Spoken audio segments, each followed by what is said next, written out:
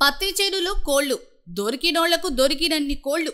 నాటుకోళ్లను పట్టుకునేందుకు ఎగబడ్డారు జనం. పొలాల వెంట పరుగులు తీశారు.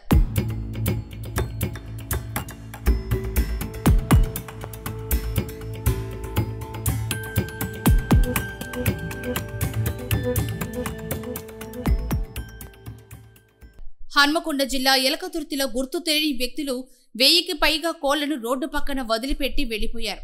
ఈ విషయం తెలుసుకున్న స్థానికులు ఆ నాటుకోళ్లను పట్టుకునేందుకు పోటీ పడ్డారు. ఒక్కొక్కరు 2-3 కోళ్లను కూడా పట్టుకొని వెళ్లిపోయారు.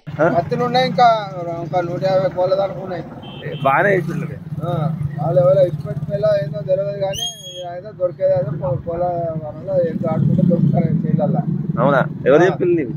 ఇంకా పాలంతటి కూడా కన్నే ఉన్నాయి కాదంటే అటు కూడా చూసుకోండి. జనాన్ని చూసి సిద్దిపేట ఎలకతుర్తి రోడ్డు వెంట పొలాలు, పత్తి చేనుల్లో కోళ్లు పరుగులు పెట్టాయి. వాటి వెంటబడి మరీ పట్టుకున్నారు. అందిన కాడికి దొరకబట్టుకుని ఇళ్లకు తీసుకెళ్లారు. నాటుకోడిని కోసుకొని మంచి విందు చేసుకోవచ్చని సంబరపడుతున్నారు.